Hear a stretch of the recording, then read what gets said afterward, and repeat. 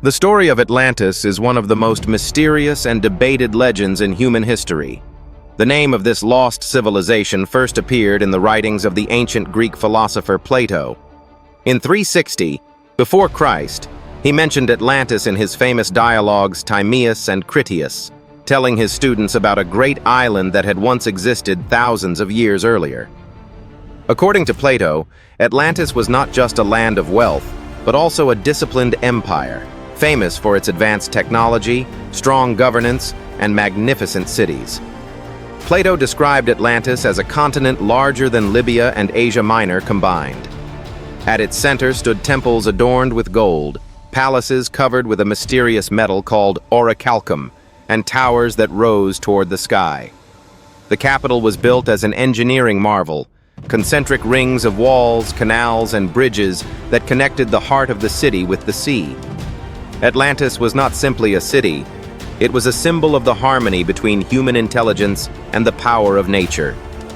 The people of Atlantis were said to be masters of the seas. Their navy was unmatched, their trade routes stretched across vast waters, and their culture was rich and flourishing. Laws were said to be guarded by kings descended from the god Poseidon himself. According to the myth, Poseidon was the founder of Atlantis.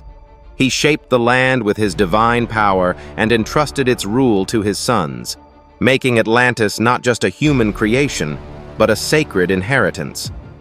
Yet Plato's account was not meant only as a historical chronicle. It was also a philosophical lesson. Atlantis, with its grand palaces and dazzling wealth, reminded people of the dangers of arrogance and greed. Plato wanted his audience to understand that no matter how powerful a civilization may be, if it turns away from justice and balance, it can collapse in an instant. For centuries, historians and scholars asked the same question. Was Atlantis a real place, or was it merely an allegory, a symbolic warning created by Plato? To some of his students, it was only a lesson in morality. But as time passed, Atlantis grew into something much larger. It became humanity's ultimate mystery, a dream of a lost world. And from this beginning, the great question took root. Was Atlantis truly a forgotten civilization, or just a tale born of philosophy and imagination? Whatever the answer, this mystery ensured that Atlantis would remain alive not only in the minds of ancient thinkers, but in the dreams of generations to come. Plato's description of Atlantis was not limited to its power and wealth. It also painted a vivid picture of its geography.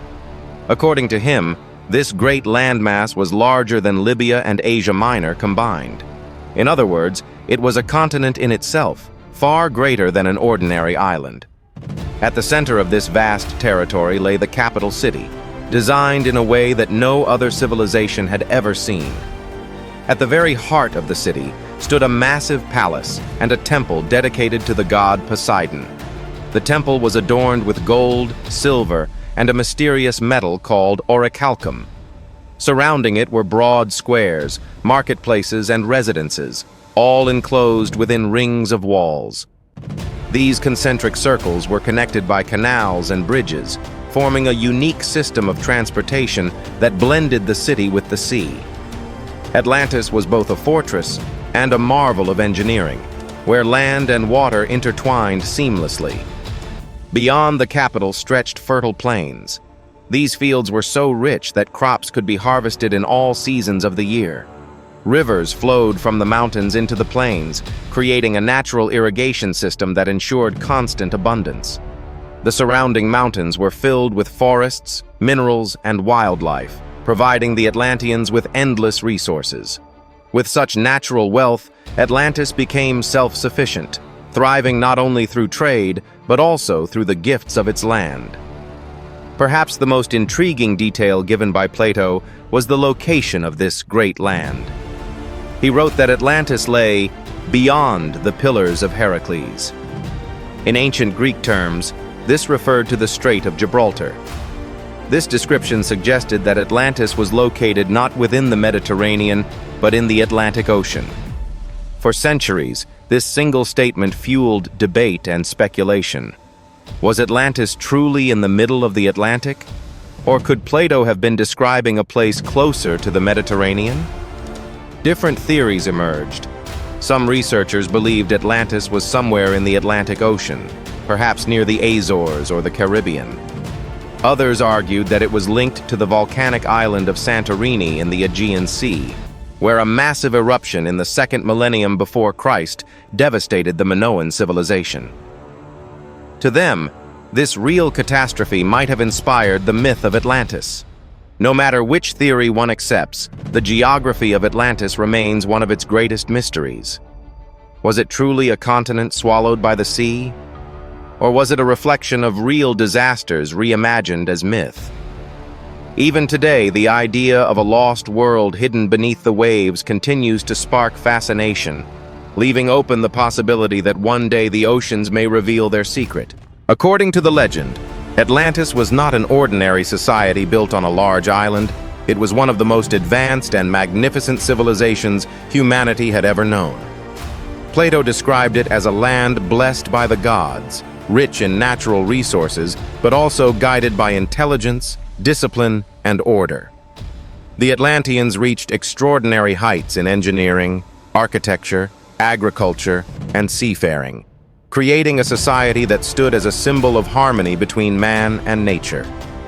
At the center of Atlantis lay its capital city, built in concentric rings. At the very heart stood a massive palace and a grand temple dedicated to Poseidon, the god of the seas. The temple was said to be adorned with gold, silver, and the mysterious metal orichalcum. Surrounding the sacred center were wide squares, markets, and living quarters, all protected by ringed walls and connected by canals. This design not only ensured security, but also created a well-organized system of life, where commerce, religion, and daily activities flourished in balance. The strength of Atlantis lay above all in its navy. Their fleet was larger and more powerful than any other known at the time. Thousands of ships patrolled the seas, guarding trade routes and venturing to distant lands. These ships enabled Atlantis to build extensive trade networks, exchanging metals, crops, and exotic goods with neighboring regions. But the Atlanteans were not only sailors, they were also formidable warriors. Their armies were disciplined, well-equipped, and capable of defending their vast territory or expanding it through conquest. Agriculture was another source of prosperity. The fertile plains surrounding the city yielded abundant harvests throughout the year. With advanced irrigation systems, even dry lands could be cultivated. Wheat, fruits, and vegetables grew in surplus, ensuring that the Atlanteans lived in prosperity.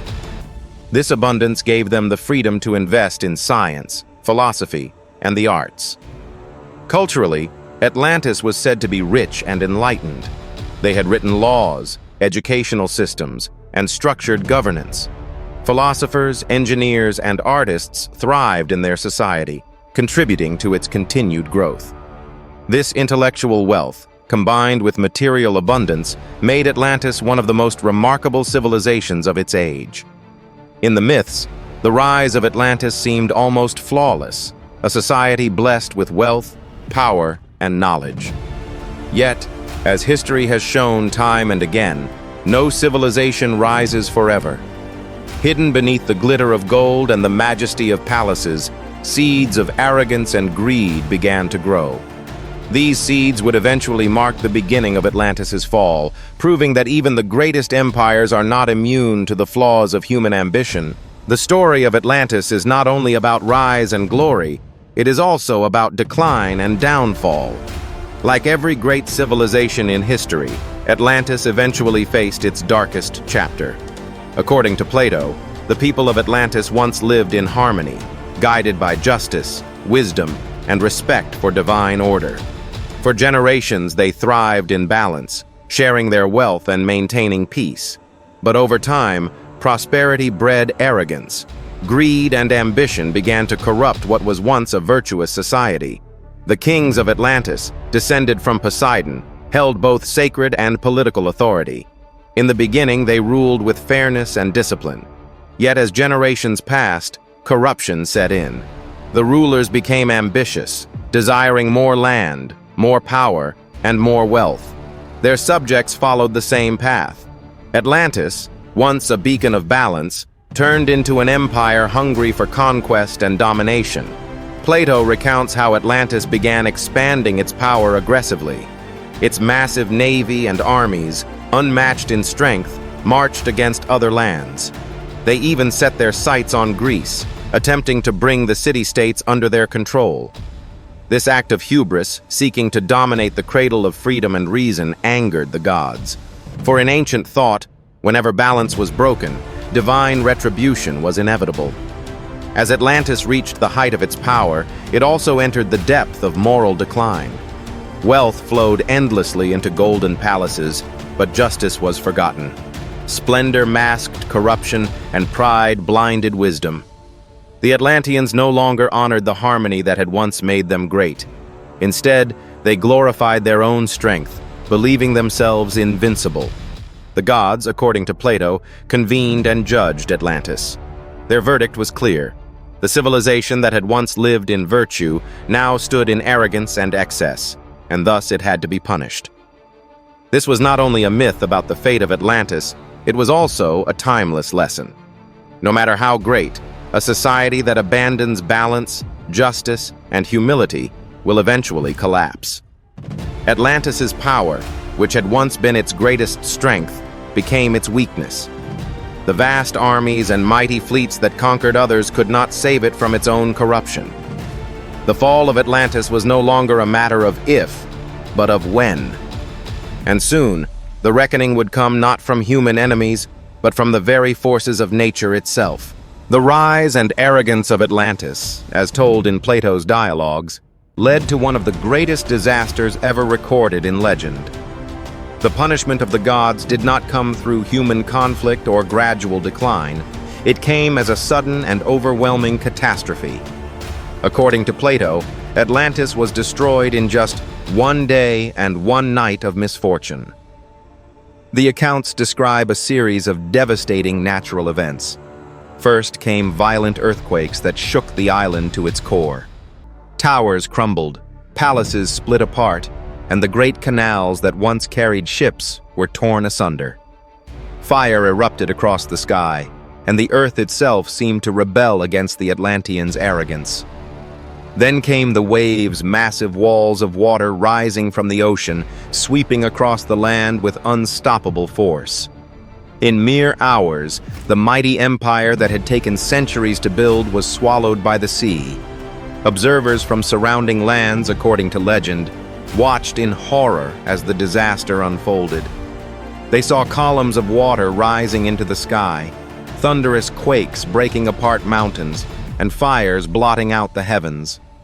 Some accounts suggest the smoke and ash lingered in the skies for days. The destruction was so vast that it disrupted trade routes and reshaped entire coastlines. Atlantis was not simply destroyed, it vanished, leaving nothing but ocean in its place. Modern scientists have tried to connect this story with real historical events. One of the strongest theories links Atlantis to the volcanic eruption of Santorini, also known as Thera, in the Aegean Sea. In the second millennium before Christ, this eruption sent shockwaves across the Mediterranean, creating massive tsunamis that devastated the Minoan civilization on Crete.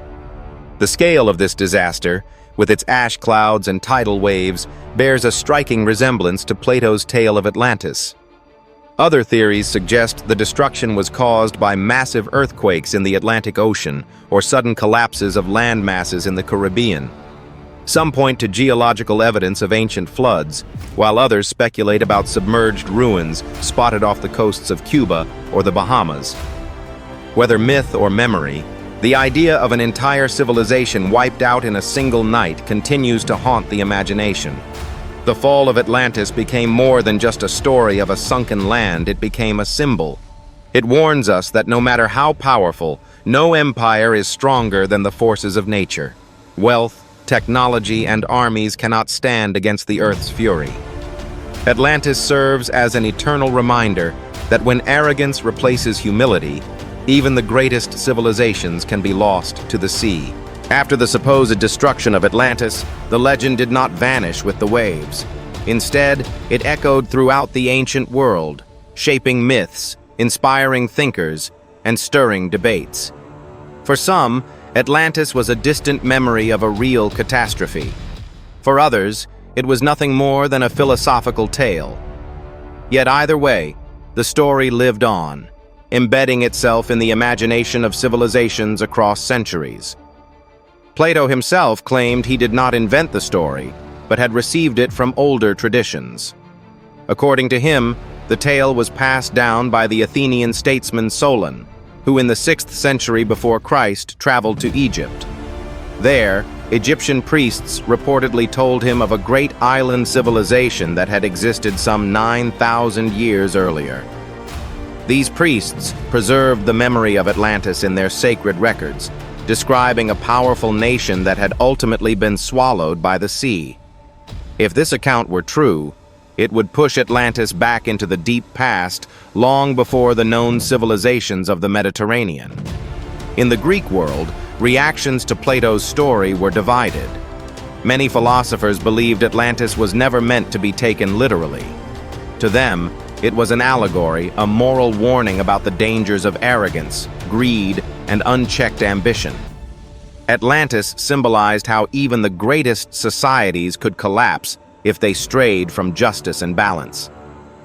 Yet not everyone dismissed it as fiction.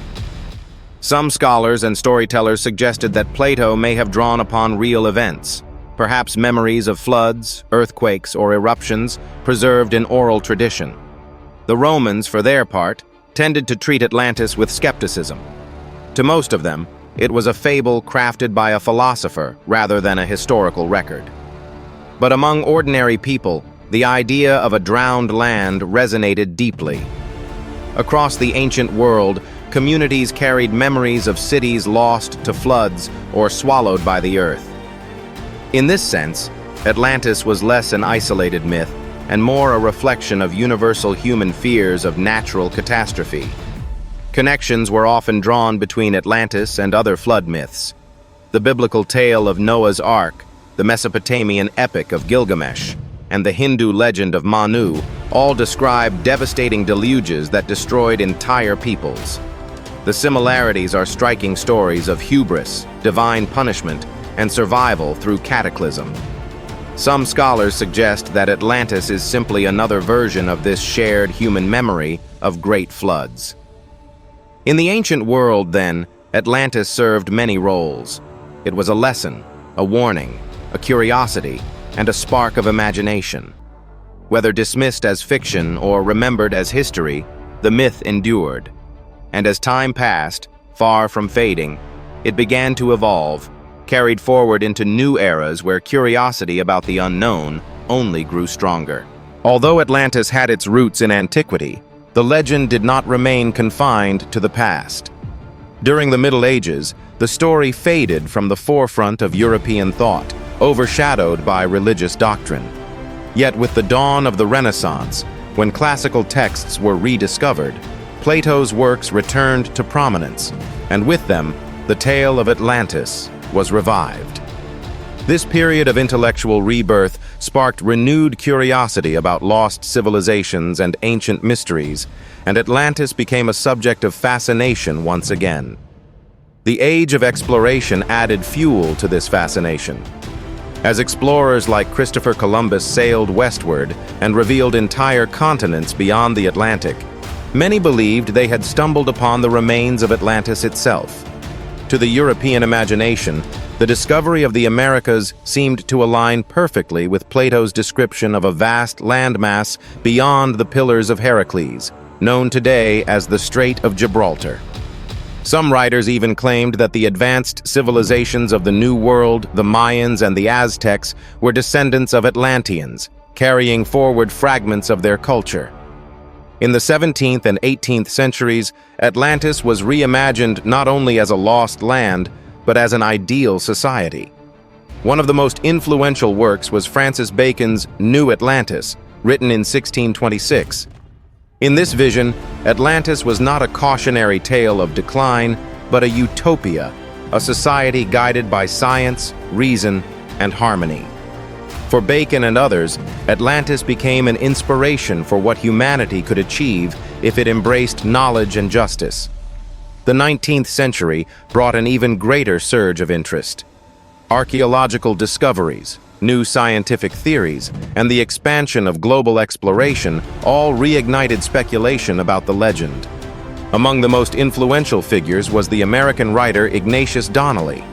In 1882, he published Atlantis, the Antediluvian World, a book that argued Atlantis was the origin of all major civilizations.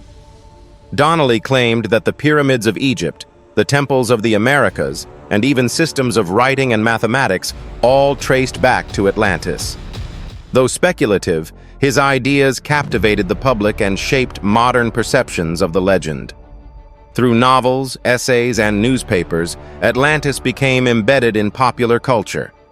It was no longer just a philosophical allegory, it was a mystery waiting to be solved. Scholars debated, adventurers searched, and ordinary people dreamed of a lost golden age beneath the waves. By the modern age, Atlantis had transformed from a story in Plato's dialogues into a cultural phenomenon. It was both a warning about human arrogance and a beacon of hope for utopia. Most of all, it symbolized the eternal human urge to seek the unknown, to push beyond the boundaries of what is visible, and to ask, what lies beyond the horizon? In the modern era, Atlantis became more than just a legend. It turned into a subject of scientific speculation, archaeological inquiry, and geological investigation. As the 19th century gave way to the 20th, researchers began asking, could there truly be evidence of a sunken land hidden beneath the oceans? With new tools and methods, the search for Atlantis became more serious, even if results remained elusive. One of the strongest theories linked Atlantis to the eruption of the volcanic island Santorini, known in antiquity as Thera. In the second millennium before Christ, this eruption was one of the most catastrophic events in human memory. The explosion sent ash high into the atmosphere, triggered powerful earthquakes, and unleashed massive tsunamis that devastated the Minoan civilization on the island of Crete. Entire cities were buried under volcanic debris, and the sea swallowed villages along the coast. The resemblance to Plato's account of Atlantis, an advanced civilization destroyed by fire, earthquakes, and floods, was striking. Many scholars suggested that the story of Atlantis was a cultural memory of this disaster, preserved through generations until Plato recorded it.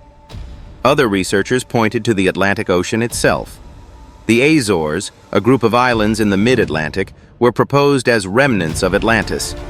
Geological studies have suggested shifts in land masses, raising the possibility that large portions of land once rose above the water before sinking again.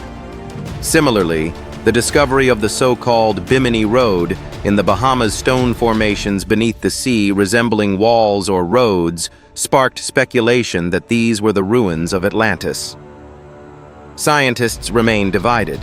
Some argue they are natural formations, while others see them as possible evidence of human construction.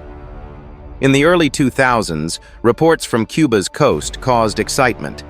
Sonar scans appeared to reveal massive stone structures deep underwater, resembling pyramids or ancient cities.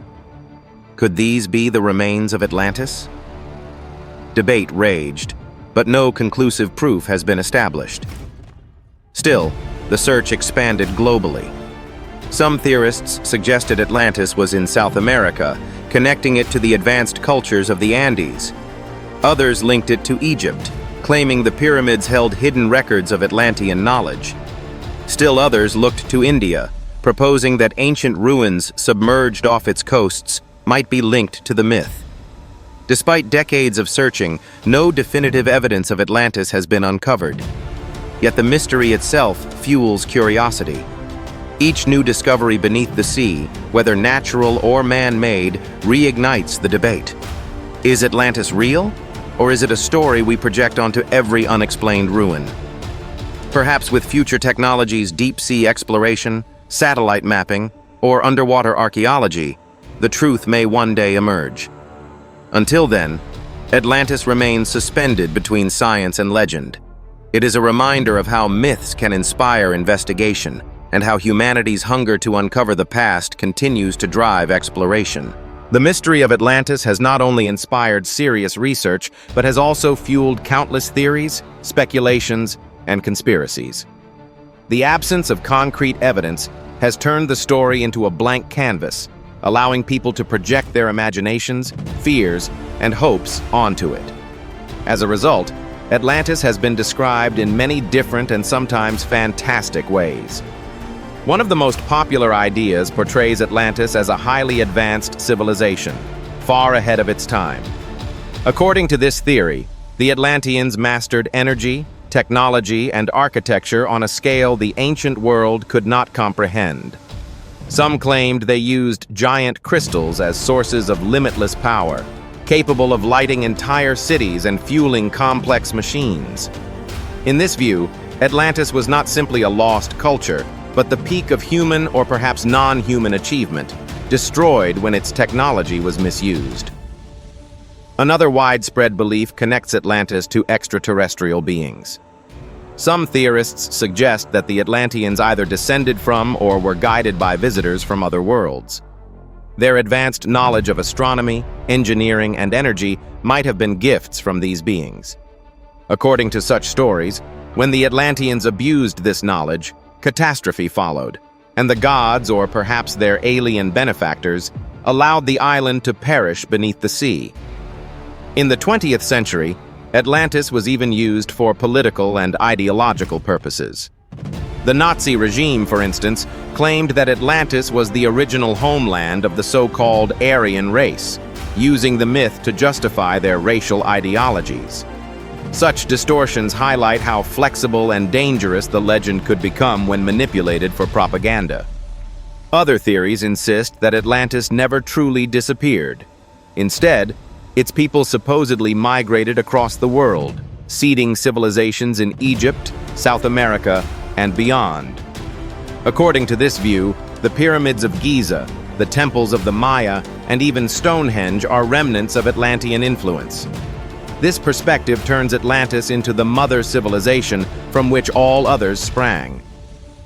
One of the more modern twists ties Atlantis to the Bermuda Triangle. Some believe that the strange disappearances of ships and airplanes in this region are caused by lingering Atlantean technology hidden beneath the sea.